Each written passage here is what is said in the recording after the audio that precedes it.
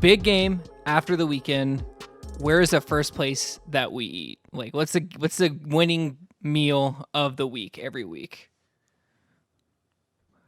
What do you got? It's me. I'm first. Anyone? Yeah, I'll let you go first. Okay, so now because I reside in Canada, so we talking about Canada or the U.S. You can go Canada. David will go Canada, and I have one for I'm you. gonna go Canada. I'm in Canada, so.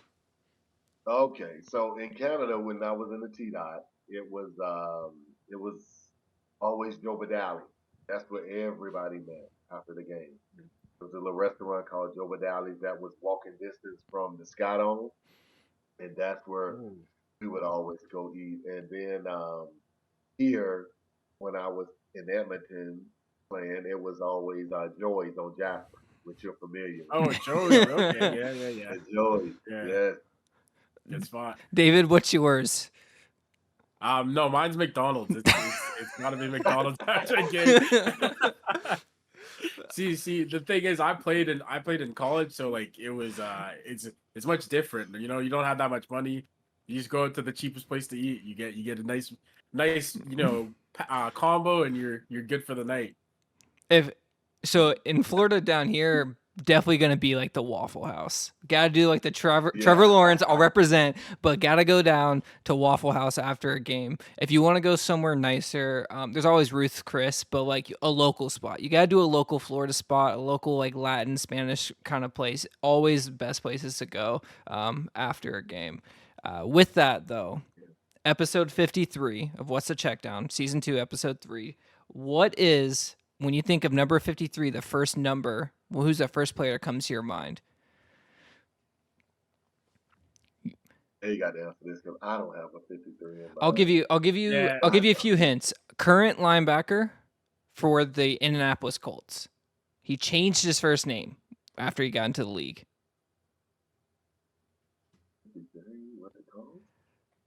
He's been injured for a bit now. Yeah, he gets injured. Yeah. He gets injured. Well, he's got a concussion problem. I think he just hits too hard. Yeah, he's a middle linebacker. Yeah, you better step in this because I ain't know. Yeah, we'll go. So I don't know. we'll go Leonard. We'll go Leonard. Darius Leonard. Darius Leonard. Formerly known as Darius Leonard. Shaq Leonard now. Yeah. No, he was known as Darius. I think he is known as Darius Leonard now. He was Shaq Leonard before. Yeah. No other way. No, it's not. Look it up. I'll put my money on it. Another person. I'll look it up later. Pittsburgh Steelers center, longtime Steeler. His brother played for the Miami Dolphins. Twin brothers, both went to the University of Florida. Hold on.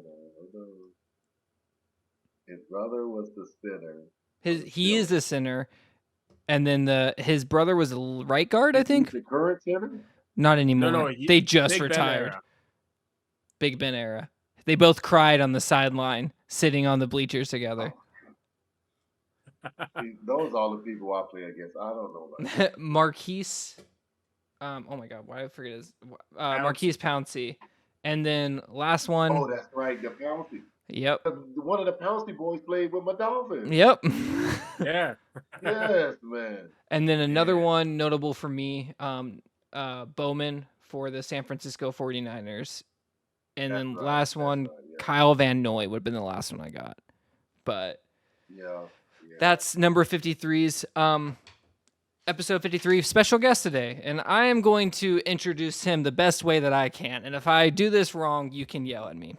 All right, joining us this week, Texas Tech alum, drafted by the New Orleans Saints, CFL Hall of Fame class of 2016, 11-year CFL veteran, 3-time CFL All-Star, 5-time CFL Eastern All-Star, CFL Most Outstanding Rookie, record for most receptions in one season, 2-time Grey Cup champion, 9th all-time receiving yards, All-Time Argo 2023 inductee, Derrell Mookie Mitchell.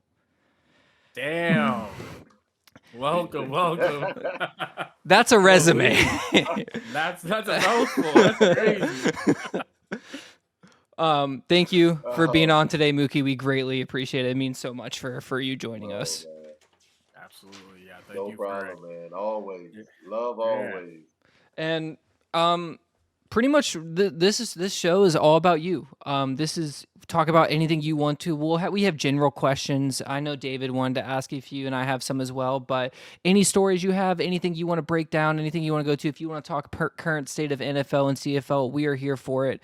We just want to make sure you have your time and you can really put anything out there that you really want to talk about. And I know you have an event coming up this week, and we'll jump into that. And at the end of it, I have a bit of a game, fill in the blank of the current NFL season. So we'll get into that too. All right.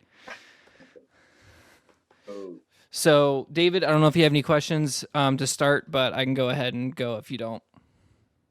Yeah, I mean, I first questions, I guess we'll start with your career trajectory. I'm more interested in what it was like playing in the Europe League there. Like how is that? Like how do you think it like I think the NFL is looking to, kind of branch out into Europe a little bit. Do you think that's something that would be successful from, playing in there for a little bit? I don't know. I have a lot of conversations with a lot of my little Canadian buddies, and a lot of them get offended about getting up early watching these games in London and overseas because they feel like, well, we're just right here across the border, right? So why haven't Canada? They did it years ago. My first couple of years in Toronto, 97, 98, the Buffalo Bills used to come and play in the Skydome. They would sell out, right?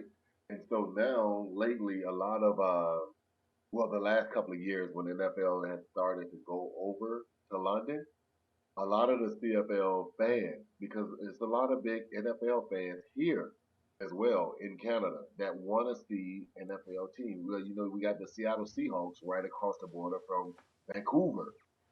These guys, and then we got the stadiums. It's the stadiums here in Canada that can hold it, right? That can hold the capacity if the fans decide they want to come across.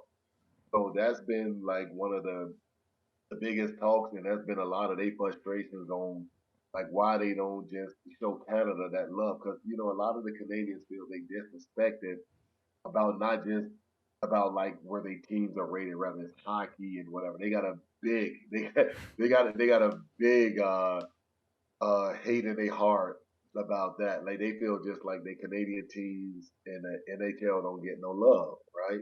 They just feel like it's just this big ass it's this big bias, or why they don't just bring like the Bills here, bring the Seattle Seahawks here, or just any other team, right? They would love to just endorse it because the CFL is doing it. They going to Newfoundland, Nova Scotia. They doing it within the country, right?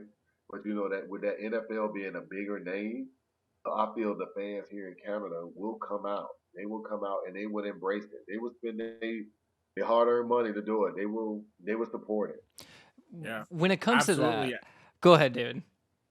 No, as someone who lives in Edmonton, I would pay to go to Toronto to watch a game if it was there. Like it's Yeah, it wouldn't even be a question. I'd be there in a heartbeat. It yeah, doesn't matter what game. I'd watch yeah. whatever. It would have to be Or what Toronto or team it is. BC, right? Because I don't think Yeah. people would want to be in October, November, December and go like, yeah, let's go play a game in Edmonton, Alberta. No one wants to go play in Yeah, minus That's 20 okay. degree weather or zero right. degree weather, right? So Sure. Yeah. it's gotta be one of those larger cities. So and the thing is, I feel like NFL already has a grasp on Canadian fans, so there's not as much money here as there might be going over to Germany or go even to Mexico. Like they're trying to broaden it, and you already have it like so many Canadian fans. Like, you guys like sports betting. I know is huge in Canada, right? Like so, you already have that market. We want to get more of these markets out there.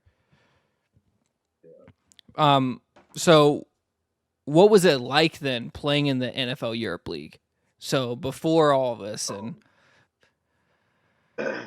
When I think about it, like nowadays, it reminds me a lot of playing here in the CFL because we had training camp. We had training camp in Atlanta. All teams that went over to Europe. I was with the Scottish Claymores, and so half of the team was American, half of the team was guys that was from Scotland.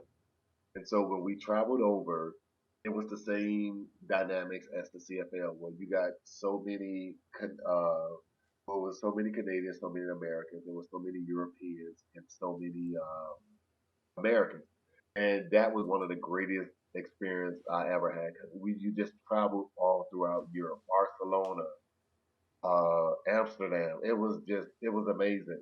But I mean, it was taxing on your body. Thank God I was young at the time because it was like a college season. You played 10 games, right? And then you had like a week or 2 weeks, and then you was right into your NFL camp.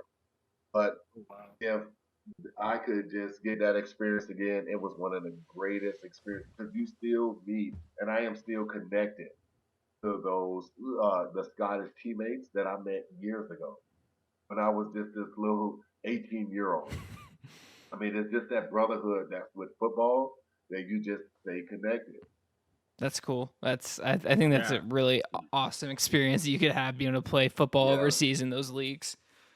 Yeah, absolutely. yeah, The end, like football in general is kind of a brotherhood, and like you can kind of tell it, like you said, like you still stay in touch with all those guys like that you've played with in the yeah. past, and that's the beauty of the game. And like not to get off, I guess philosophical or whatever, but like yeah, that's the great part about the game, and that's the thing that like I think everyone kind of loves about who has played it, loves about the game, right? Like that's what I miss the most about the game for sure. Yeah. Yeah.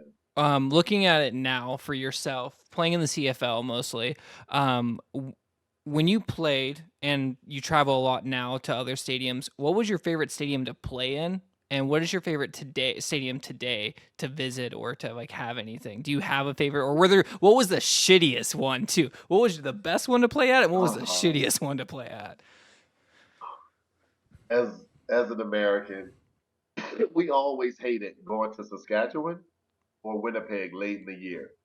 You don't want to go there. You don't want to go Oh, yeah. because of the wind and the temperatures and whatever. So anywhere else like Calgary, Edmonton, well, I've always loved coming here to Edmonton because back in the day, Edmonton was the only team that had the grass field.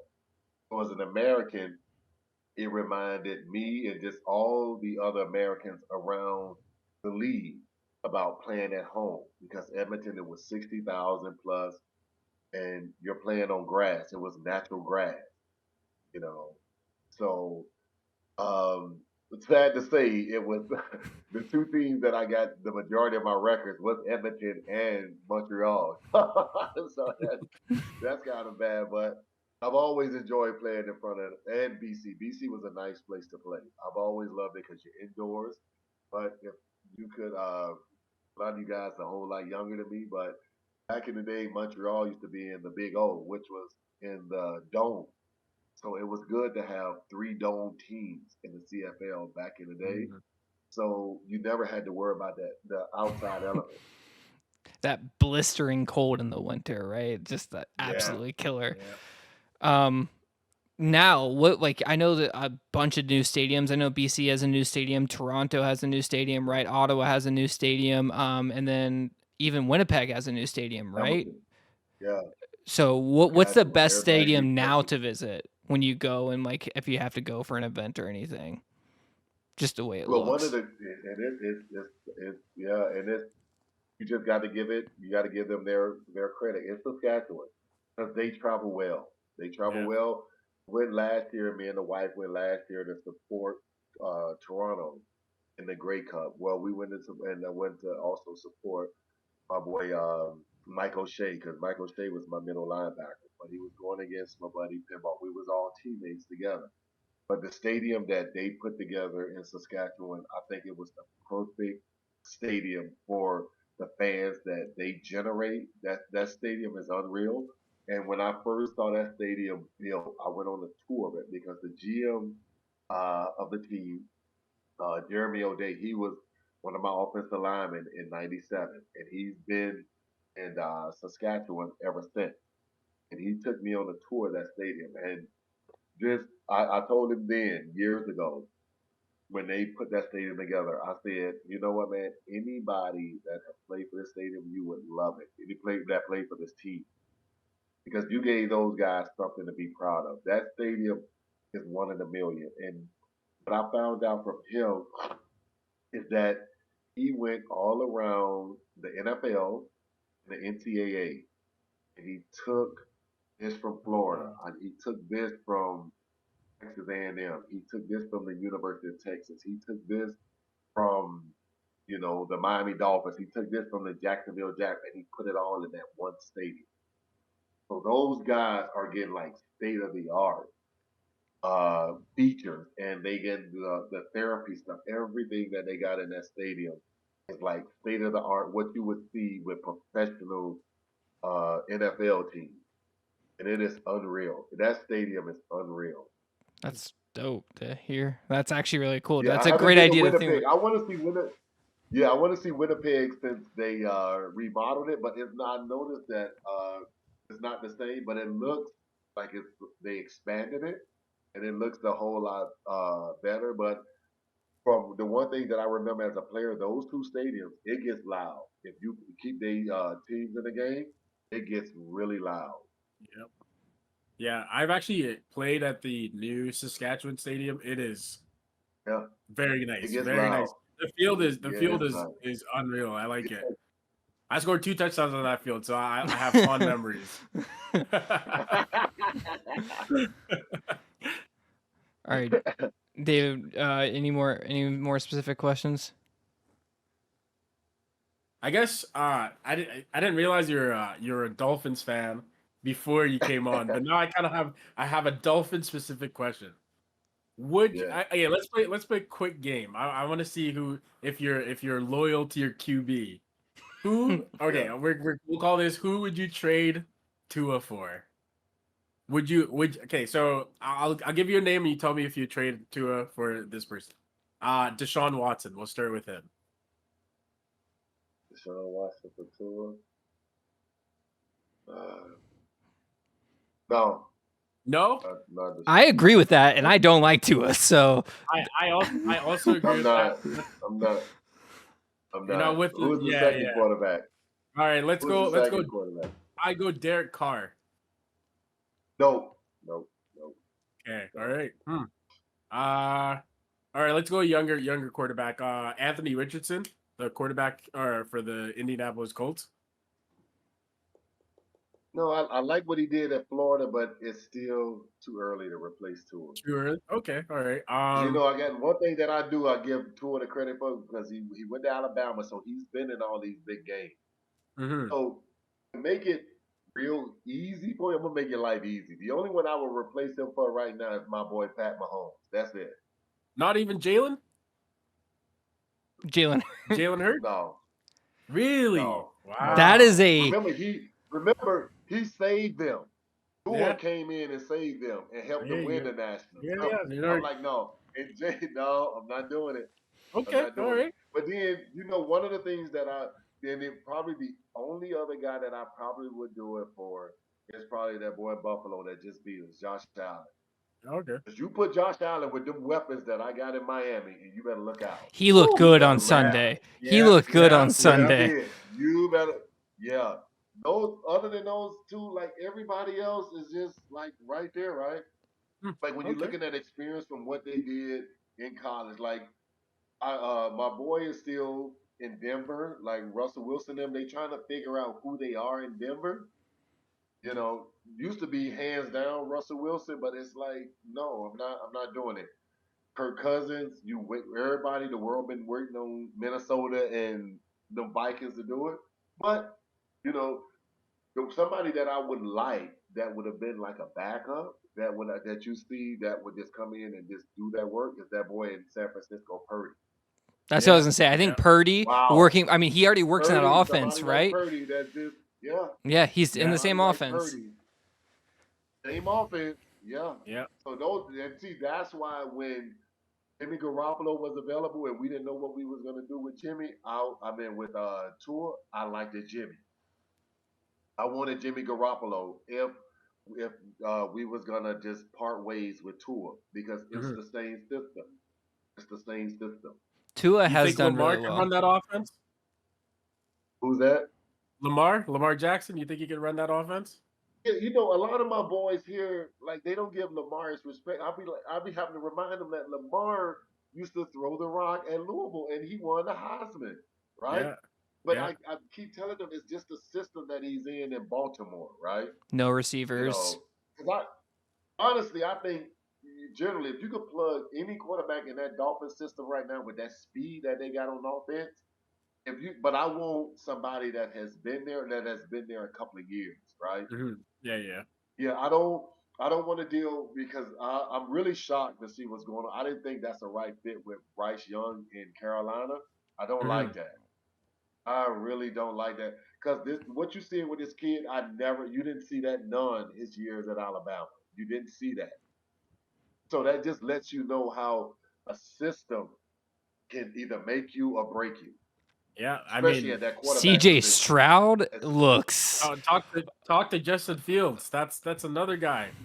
That's another one. Yeah, that could have been good, but he's in the wrong system. Yeah. I do agree with you there. I do agree with you there. Like the right coaching will get you right, and will keep you. Ohio State, they always had running backs. They had receivers. That ball is gone. They had receivers that could take the top off the coverage. It's the same thing that Bryce Young had, Tua had. So that's what I'm seeing. What the Dolphins have done. My Dolphins have done with Tua. So it's like this is your year, man. We don't put all this 4.3, 4.4 speed around you. We got punched in our mouth last week, but Buffalo got to come to us. New England got to come to us. We haven't faced the Jets yet, but we'll meet that road when it gets there. So we got to show that we for real because the offensive line is protecting. I think this is the first time Tua got sacked twice in the game against Buffalo. Yeah, like he's just been on fire the first couple of weeks, right? So, and I think it had a lot to do with my opinion. From what I saw with that game, we got away from our running game. When Mostert started fumbling the ball, we started just wanting to be just pass happy. Yeah. But my little young rookie from A&M, he was just gashing him. I think we should have just don't sit Mostert, but just let this rookie take over. Just let him take over because he was killing them. He was killing Buffalo. I think Buffalo realized. And then another thing we didn't do, we didn't help our little corner because Diggs had his way with him. You got to help the kid out. Yeah. Diggs had his way with him. You got to help the kid out, man. You got to help him. Yeah. Yeah, absolutely. You can't let Stephon Diggs do what he did. Can't have a one-on-one. Put 3 on him. Yeah. You gotta get bodies on him. That's crazy. Gabe Davis hasn't been what we thought. Touchdown. He had 1 touchdown going into that game, and he ended with 3 more. But no, you doing? You gotta help the kid out. You gotta help him. For real. Going back to you now, going back to the beginning of your career, especially with the Toronto Argos, I know that you had the record-breaking 160 reception season. We got to talk about this because I'm looking at it now. I'm looking at current players. There was a Florida guy that threw me the ball. No, not even that. Not even that. I'm looking at people similar to this scenario, and if I wanted to compare someone to that start of your career in the CFL to the NFL now, I would say Puka Nacua, right? Oh, yeah. Later round pick that his first year in the league, and he's looking really good. You in your first year in the CFL, you go for 160 receptions, which is the record in the CFL. So, can you tell us about that season, what it was like? Record. But hey, and that's okay. That's one thing we need to get on the record, and we need to say that should be a Guinness World Record because that is a professional football record, 160 receptions in one season. So I'm going to call up Guinness after this and say, hey, yo, what's up? I don't care what Michael Thomas did. I don't care what Cooper Kupp did. This is what it should be. What was that season like? Because that was a year you guys won the Grey Cup as well. No, that was my second year. I'm sorry. That was 98. Okay. I got it. 97, I also broke a record because that was my rookie year. So I led the league in 97. And it was one of those deals to where it was a strange season because I had just got released from the Falcons. And I told my agent, I said, man, I'm done. I'm done with the NFL. I just want to just play football. I said, I don't care if it's arena. I don't care if it's CFL. I don't care if it's overseas. I just want to play football. And he's like, really?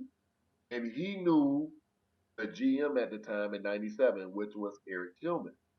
And so I went to Toronto. And I knew nothing about the CFL game. I knew nothing about the running star, none of this. I saw the games on TV as a youngster growing up, but didn't realize it because now I'm an adult. And I'm like, okay, well, let me just figure this out. And how the CFL works is like I was explaining earlier. You got so many Americans, so many Canadians. So I was behind one of the Argos legend, which was Canadian Paul Mazzotti that played X. He was in the boundary. So I was behind him and Coach Matthews, God bless the dead, and John Jenkins, who was, you remember John Jenkins from University of Houston with the Klinger brothers. All of them was, he was the head coach at Houston when Andre Ware and all those guys won the Heisman Trophy. Yeah, and so John Jenkins was my offensive coordinator. So I remember him coming up to me probably like the third, fourth day of practice. We was no, in it was the third, fourth practice, but we was in the lunchroom, and he said, "I want you to move the slot." So now it changed because I done went from being with the American stance out at X to now I got to learn how to get this running start and time this up with Flutie and all these other receivers that been here from the year before. So it was only probably like 4 or 5 of us from the '97 team that made that team from the '96 Grey Cup champions. And so now I got to learn how to get the running start. And so I'm like, oh man. So once again, God bless the dead DK Smith. He was one of their all-time great receivers. He stood by me with every play, like 1-on-1, 7-on-7, and he just taught me how to get that waggle. I would stand deep, and he would just tell me like, "Take off now." And so in '97, nobody in the CFL knew nothing about me. So with me and Flutie being the same height, Flutie would give me landmarks because I played the field slot. So Flutie would tell me, just make the DB miss, and I'm gonna look the safety off, and I'm gonna throw you the ball 30 yards downfield, 2 yards outside the half, and that ball will be on a dime in dead stride. So I caught the CFL by surprise, and everybody from '97, whether they was with us or wasn't with us, they would tell you the same story. They didn't have an answer. They like, who in the world is this kid with Flutie? Who is this new Flutie little golden child right here, right? Because that's how me and Flutie did it. Like he gave me landmarks, and he would just tell me to make the DB in front of me miss, and he'll handle the safety, and that ball would be on a rope. It would be I would catch a dead stride.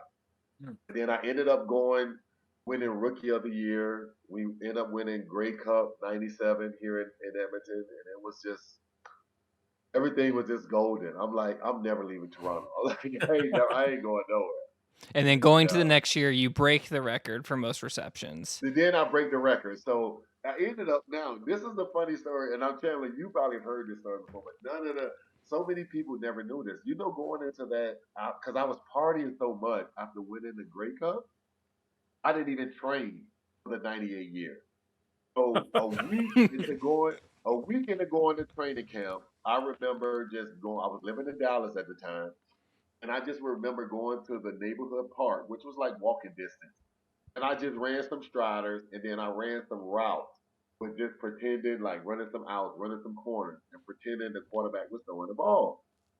When I got to training camp, of course, I'm like, okay, I'll do it because the CFL is just 2 weeks long. And everything else, like Coach Jenkins that year, he came up with a master plan. And his job was that what he did was he had me playing every position. And as a defensive coordinator, it had to be a nightmare because you never knew where I was gonna line up.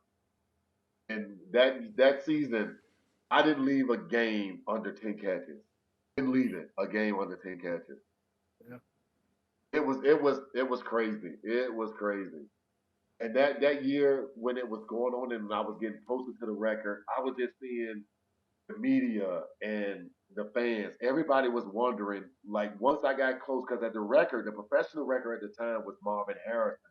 Not Marvin Harrison, but Chandler, what's the boy name that I'm was looking in it up. Detroit? He was in Calvin Johnson? No. This is 97, No, 98. before him.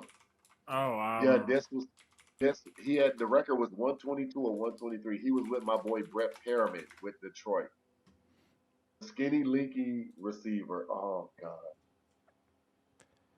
Give me 1 second. I'm finding it. Oh yeah, you got to look that up.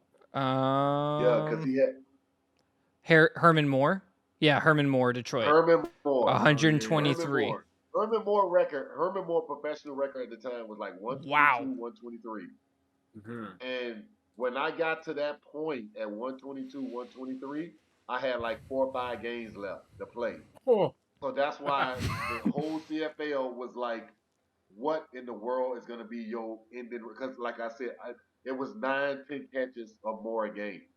And so when it just kept going, one of the funniest things that me and Coach Jenkins we laugh at is I got all of Toronto receiving records except the one, and that was yards in the season. I ended up with a perfect 2,000, 160, 2,000, 10 touchdowns. When Coach Jenkins found out all I needed was one more hitch, because the record for the season is 2,003 yards, he said, Mitch, I would have gave you a hitch. So I don't live with that regret. But my offensive coordinator, because he wanted me to get everything that year. He said, Mitch, if I would have known you needed a 3 yards, I would have threw you a hitch. But he never knew. But that's just the love and the respect that we still have, like, for each other. And just when I hear about like that 160, I don't think about it. I don't think about it until I hear it. But then I knew what that season was like for me, because even when the offense in Toronto, we had a break, Coach Jenkins would sit me down with the quarterbacks. I would be there by myself, and he throwing me screens, and he throwing me bubble screens, and he throwing me hitches. And it all paid off, because once I got to the game with my boy Kerwin Bell, and it was just like magic, man. It was just, you just couldn't stop it. You just couldn't stop. And it was just so frustrating to see. You would just laugh, because defenses never knew where I was going to line. Some games I would line up at the tailback position. And you just being middle linebacker at this point. You were like, Debo Samuel before Debo Samuel was born. I was Debo Samuel of 98. I was a Debo Samuel. You never knew where. X, Z. I was everywhere. That's. And then I got to give my boy a little shout out, because Jay Barker, because Kerwin got hurt in '98, and Jay Barker from Alabama, he threw me at least 40 passes. I love Jay Barker. Yes. David, David, you got anything next? No. All right. I guess we'll go more into like current state today. And one thing I want to ask for the CFL and the NFL, what is something you think that the CFL could adopt or the NFL could adopt from either other league that would benefit those leagues? If that makes sense. Oh, shoot. Well, the CFL, as a player and a former player, we always wish the CFL had the type of money that the NFL had to play these players, right? Yeah, but you know what? One of the things that I wish, if you want to do like the protection wise, is like how we well, first of all, minimize training camp, because you see so many injuries right now in the NFL early with guys with hamstrings. And I really don't think the NFL nowadays needs 4 preseason games, because going into training camp as a professional athlete, coaching staff, you already know going into training camp, they tell you, the GMs, the coaches, if you're on the bubble, if you're going to make the team, you're not cutting Josh Allen, you're not cutting Burrow. All these guys know that they're going to be there. So what's the point of the 4 training camp? I understand that they done lighten up the way that they practice in the NFL, but I think it will really help, especially when you see all the amount of injuries that have happened this year early in the NFL. I think it comes because these guys don't play for 3 weeks. Then you let them play in the final preseason, and then now they're full tilt week 1. And that's why you're getting these injuries, right? The rules, I think, should change. So, like, the NFL should change to like the CFL, like the return stuff. If you want to minimize the concussions and the flag within the 5 yards, like you have to give them space for a kick returner. And because you got to get that return in space. There's no fair catch in the CFL, correct? Like, or there is, and you just never see it. Okay, so that would be one that would be more exciting, I feel like, in the NFL if there was no fair catches and like you would have to bring it back. So I agree with that. But yeah, the 5 yards, give a penalty. I mean, you throw a penalty for the quarterback being touched, might as well throw a penalty if someone's too close to each other, right? So I do like that one. I think that would be more interesting and would save injuries as well. Yeah, and then the other one is also like the singles, like where you can get the single. For just kicking the ball out the back of the end zone. Like, I don't like that. Like, you missed a field goal, but if you can still get a point, that can cost you the game. If you miss the field goal, it's over. You shouldn't win. But because I know in Toronto, a lot of the years we was there, we told our kicker, even though we know he can make it, just to be sure, just kick it. Like, if it's a chip shot field goal, it's 20 yards, kick it out the back of the end zone, the game inside, game over. Like, don't give it a chance where it hit the, goal post and you got left some seconds on the clock, right? So, yeah, or if you punt the ball and it goes out the back of the end zone, you're getting a point. Stuff like that costs you the ball game. And I just think that it is just crazy and it's unfair. And it cost Edmonton this year. It cost them a game in Saskatchewan.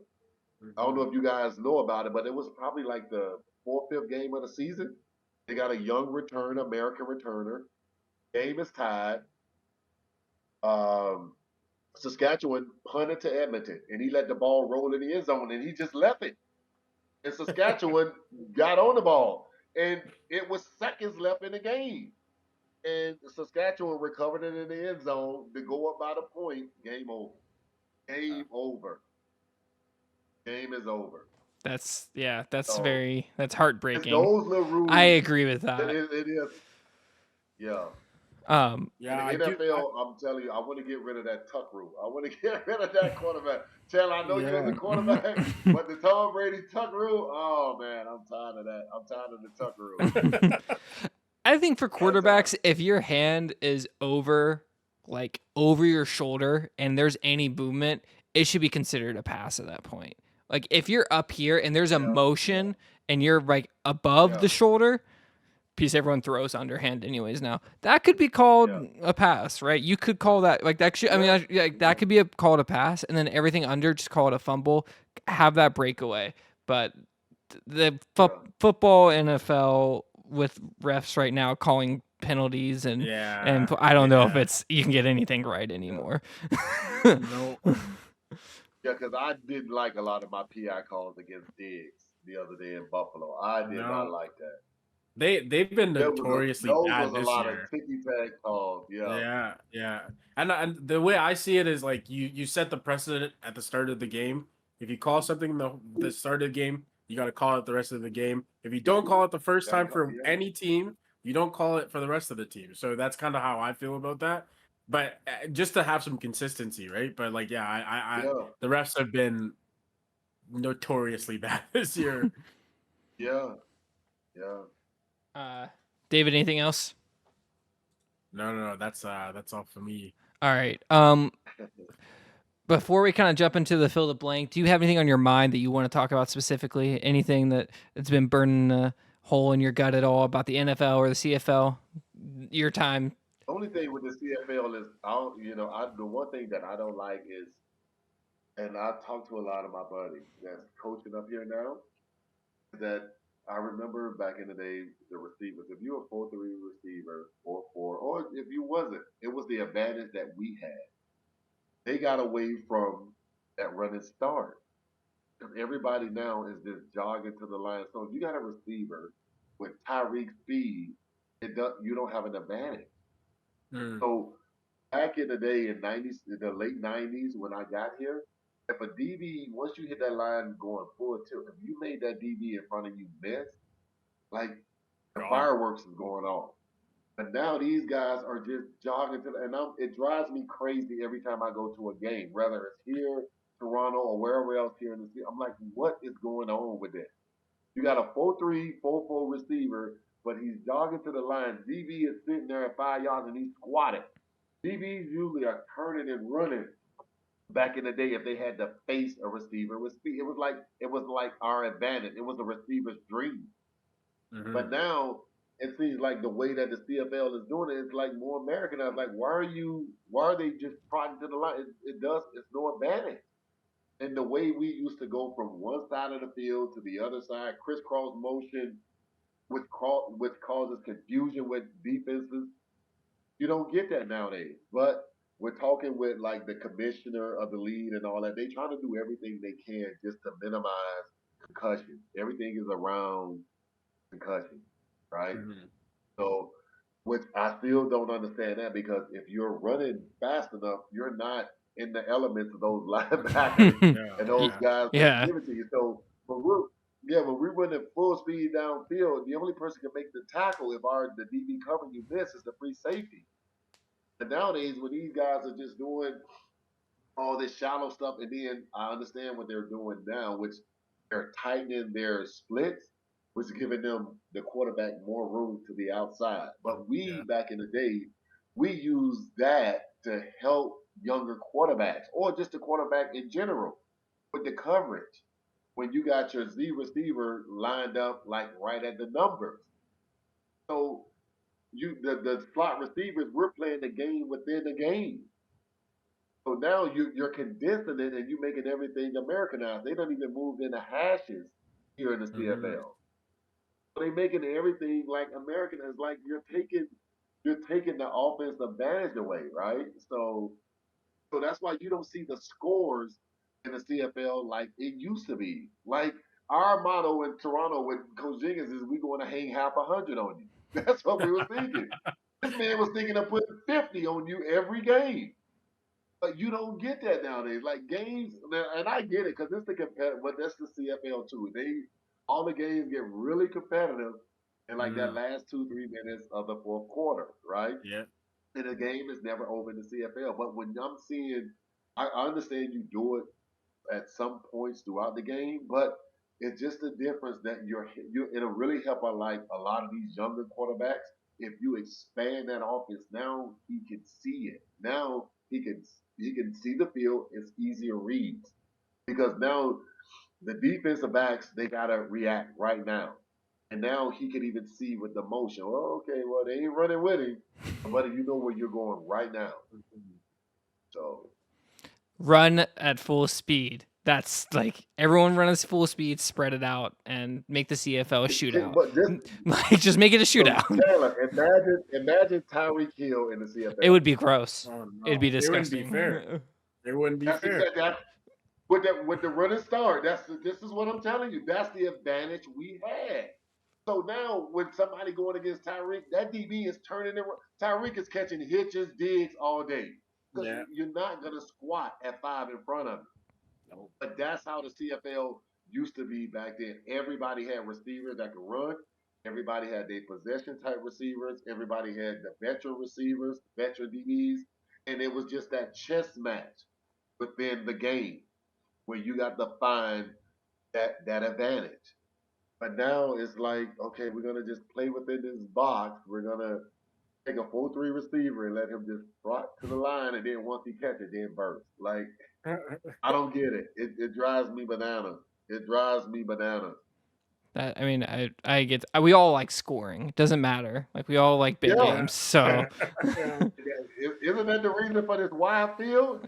yeah, yeah. We're a passing league and we're pretty much Wide running field. screens all game. Doesn't we don't want to Yeah. see that. Um, Yeah.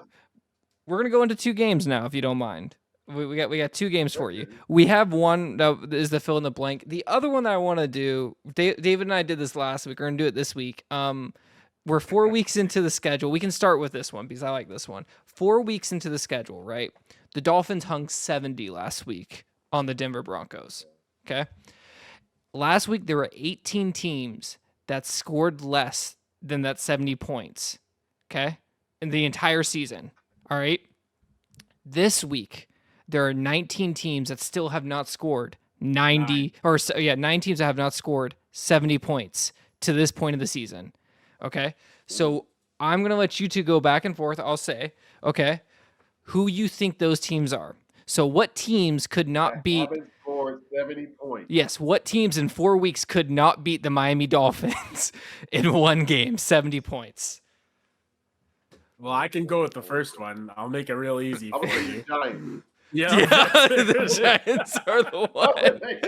The Giants. Yep, number one. The Giants have scored 46 points this season. I say Carolina. Carolina is the next one. Carolina has scored 67 points this season. Carolina. David? I'm gonna go on the limb here. And they've been on fire the last 2 weeks, but I would say Houston. Texans, they have scored over 70. Texans wow. are I thought they would be down there too. No, Texans are at 96. Surprisingly.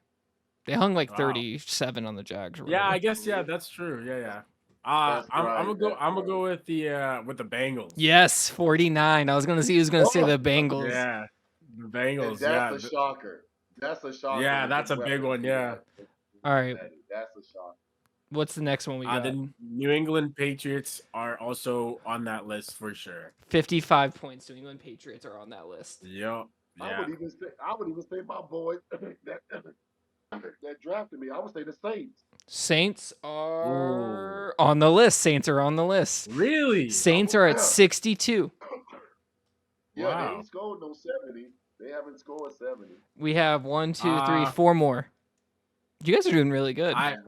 I go Jets. Oh, Jets are on that list. The Jets on that list. At 62. Arizona has not. Arizona has actually scored more.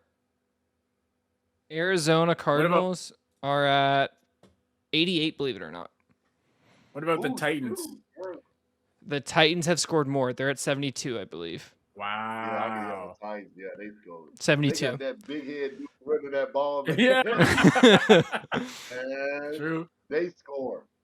You know, man, I remember seeing that dude get off the bus in New Orleans, Derrick Henry, and I'm looking at Alabama, me and my wife years ago, and I'm like, look at these dudes, man. They was huge. Yeah. Alabama was huge. So can you imagine tackling that at a linebacker? Like, man, you got to deal with that all game long. That's a headache. That's a headache. Literally.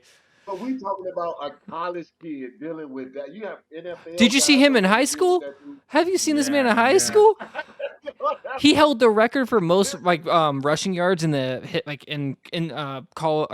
high school history, like 5,000. He got it broke last year by one. Forgot the kid's name, but anyways, he was huge in high school. Yeah. He was 6'4" already in high school. Y'all got 3 more. We got 3 more that haven't scored 70. Well, I want to say the Browns. So bad. The Browns have scored more than 40 or 70. I mean, yeah, because you remember they put up 30 something against. Oh yeah. You're right. The Bengals, and then Bengals. It went This one's easy. The Steelers. Steelers have not scored more than 70. They're at 62. Steelers can't get right. They can't get right. That's an easy one. Y'all got 2 more. Yeah. Got 2 more? Dang. Hey, it's not our division. Oh, is it Washington, man? I want to say Washington so bad. No, Washington luckily has. They put up 34 last week, so. Yeah, Washington did score. Chicago. Chicago Bears have not. Chicago. Bears have scored 75, believe it or not. What? The Bears? Yeah, right? The Bears? Right? Damn. Huh. And I know it's not the Broncos because they've scored a few. No, Broncos are scored at 100. Yeah. Yeah. Raiders? Raiders are one of them, 62.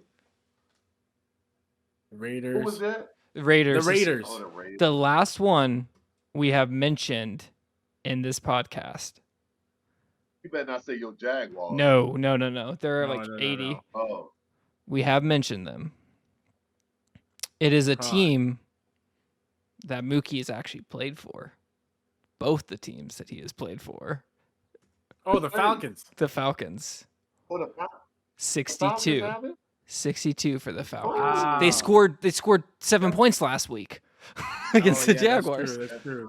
I think they needed they would have needed 12 or 14. They needed 8 more. Yeah, they needed 15 against the Jaguars, and they couldn't do it. So the Patriots, Jets, Raiders, Steelers, Bengals, Giants, Panthers, Saints, and Falcons NFC South division is trash this year for scoring points. Yeah. Could not beat the Miami Dolphins after 4 games. We'll do it next week. Maybe there'll still be some teams. I don't know. I promise you there will be at least 2 teams left. Yeah. And one of them will be known, the New York Giants. Yep. Yeah. I'm gonna be honest, I don't have much hope. So this last game is going to be fill in the blank. Pretty much give you an idea of it. The questions will be blank is the best quarterback in the NFL. That's not one of them, but just to give you an idea what it is. So the first one I have for you, blank has been the most surprising team this year in the NFL.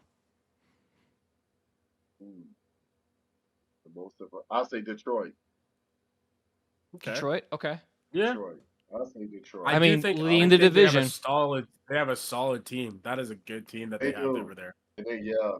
And good coaching. Good coaching, like we were saying. Good coaching is gonna get you right for sure. Yeah. David? Yeah. I would actually say the Miami Dolphins. I mean, they did put up 70. Like that, I didn't think I would ever see that in the NFL, and I have seen it. So they have yeah. 2 teams I actually will give. The game, and when my boys say your boys go 70, I'm like, what? Because I'm just like you. Like this is pro football. You don't. You get paid. You get paid to get 70 points. That's insane. That's a Chandler quote right there. I'll actually give you. There's actually 4 I could throw in this, and that's way too many. But I'll go through them quick.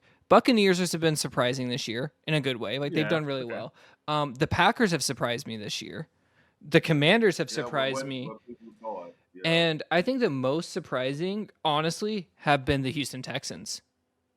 Boys can play. I actually am not that surprised. I do think that DeMeco Ryans I thought he was going to be a good coach. I think it's the CJ Stroud part of it. I think that's what it is. A rookie quarterback coming in. Too, that's been the biggest surprise is that you have a rookie quarterback doing those things. I know right now Carolina Panthers are angry. Like fans are angry. They're kicking themselves because CJ Stroud was there and they just said, nope, we're going to go with Bryce Young, and it hasn't been there for them.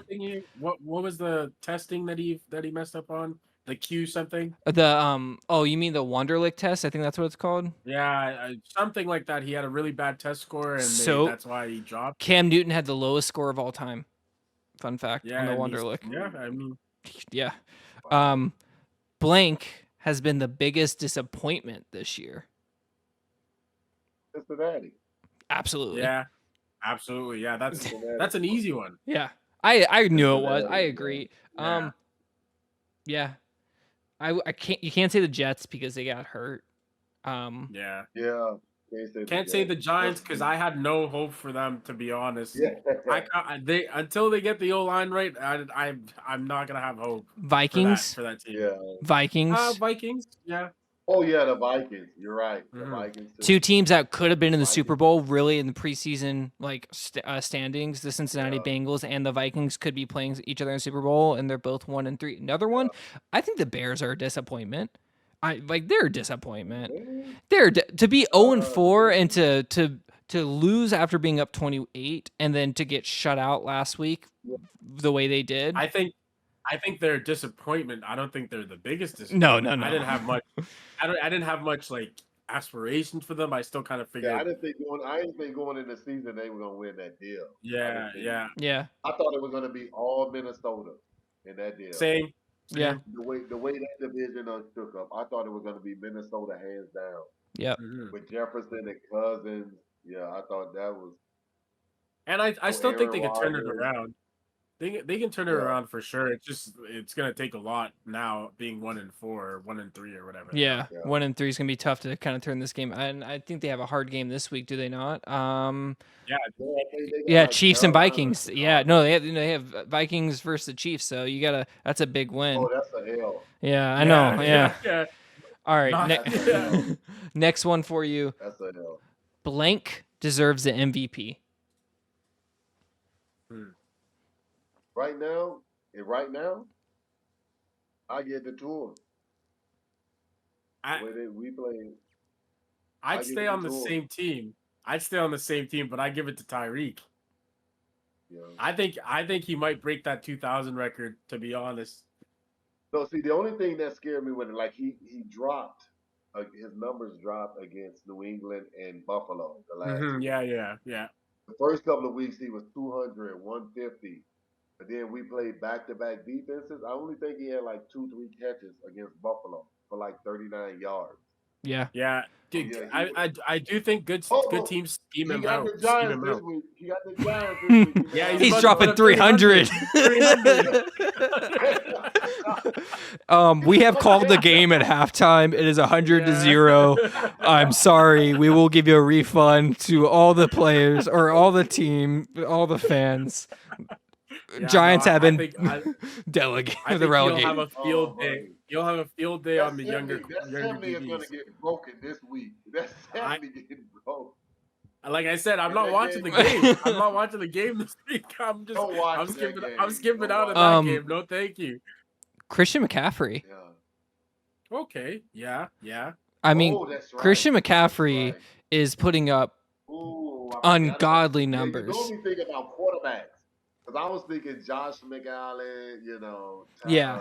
Tua. But yeah, that kid has been 2 or more touchdowns every game. And hey, maybe Matthew Stafford might put his hat in the ring this year if he keeps playing the way he does. I mean, with that offense, they're doing what they need to. A surprising team.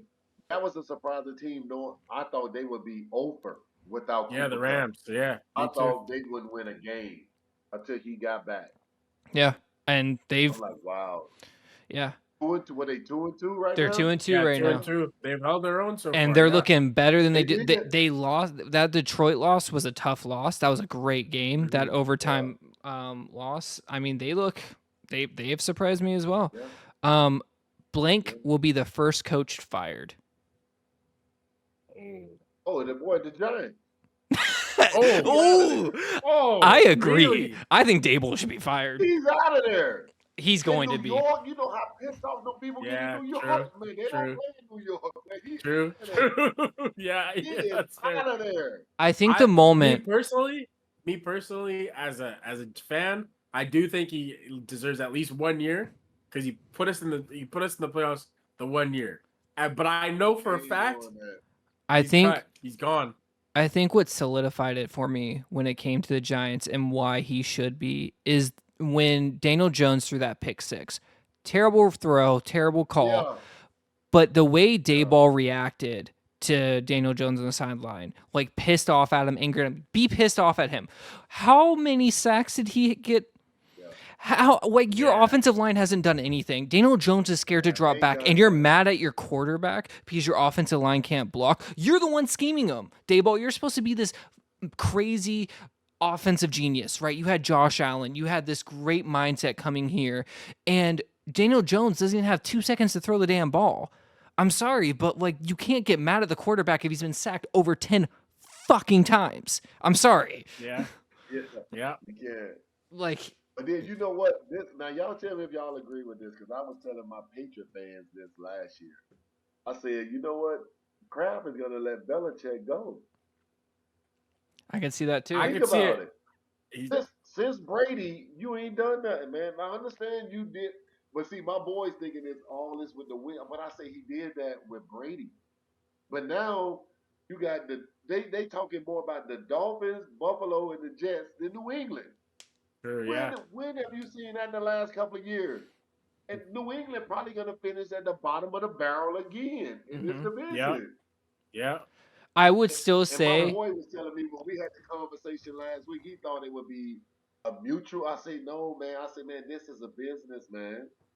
You gotta let that dude go. He would have. It's what have you done for me lately? Now I will say the Saints have gave Sean Payton so much leeway.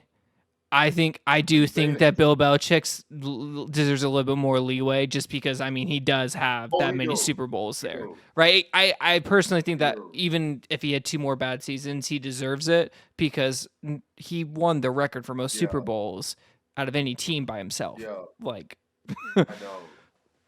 What was the other one? I don't know, man. My other one was your guy you just said, Sean Payton. Yeah. Sean Payton is another one that I don't think if Denver just win this one game against Chicago, I think they got one they supposed to win this week. Yeah, against Commanders. Just so I'm like, hey man, I don't know. For But I me, know they paying these coaches all this money. yeah, I could see Sean Taylor, who really, I know his team's been to the playoffs, but they haven't gone over the hump, and they don't look good this year. The offense has only put up 49, which is despicable. Another one, McDaniel for Vegas. Yeah. Like, I don't Oh, see. yeah. Oh yeah. Yeah. How are we gonna skip past that? He's already had 2 years, and they've been abysmal each year. I think he's first to go, to be honest. And then But if obviously the one we're missing. I'm sorry, Eberflus. Chicago, Yeah. yeah. Save the Get worst for right. last. Yeah, I do think Josh McDaniel should go. Just I don't think he's a good coach. Like he hasn't done much like in the league to warrant how much leeway he's gotten so far. But Mark Davis I feel like likes McDaniel, so he might keep him around for a little bit. He likes that Patriot way, I feel like. There you go. Exactly. Auburn. Yeah, that's gonna buy him time. All right, the last one I got for us. This is for the teams that have not performed well yet. Blank will heat up and make the playoffs. Indy. I like Indy. That's a good. I don't mind that pick. They do it every year, man. They do it every year. Those guys, Tennessee, they do it. I don't know that. I don't know. I think the Vikings. Vikings are going to have out of to. any team, the Vikings or the Saints. I think those two. The Saints was the other one. And you know the other one that always do it every year is Tomlin and them Steelers. They do it every year. Yeah, They do it every year. Tomlin and them Steelers. If the Browns start to drop off a little bit, I think Ooh. they can really sneak in there, because that's a good spot to get into. Like in that division, it's a tough division. The Steelers do it every year when they start off like they are now, and they lose a couple of these games that they should have won. Like everybody thought they would beat Houston, and they got ran out the stadium. And then Tomlin turned this thing around like week 8, week 9, and they in the playoffs. Yeah. You be like, wow. I got a crazy one for you. Let's hear it. The Atlanta Falcons. No. Once they bench Desmond Ritter for Taylor Heineke, which is going to happen after this week. Taylor Heineke with that Bijan Robinson rushing game and that great defense in that division, which isn't I'm sorry, but the Buccaneers haven't blown that division away yet. The Saints aren't there yet. The Panthers are one of the worst teams in the league. I could see the Falcons steal it at 9. They're 2-2. It's not like they're this terrible record. So they got New England favorite over New Orleans this week. I don't know how. I don't like. Yeah, I don't know how either. I guess because I'm like, I don't know if because they said Jameson or how Carr is playing. I don't know, because I think defenses cancel each other out. Yeah. I think the Saints got the better receivers. So quarterback wise, you're going with Jameson, Carr, Jones. Like, what do you think? But coaching, you got to take Belichick. Yeah, you got to take him. I think that's why the bookie got them favored by a point or two. Mm-hmm. Yeah. All right, go ahead, David. Sorry. Yeah, I'm not sure if I trust that the Falcons, but I do think Bijan and that offense could be nice and that defense is unreal. That defense is really good. That's a really good defense that they have in Atlanta. A bend don't break defense.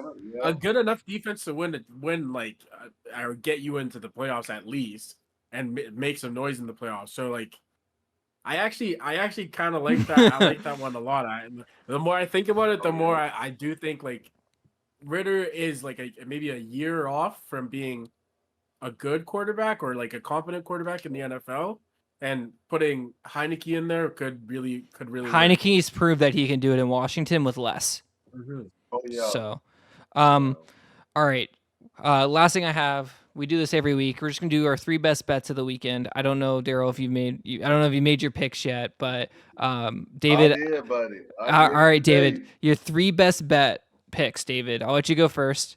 Who you got for your 3 best bets?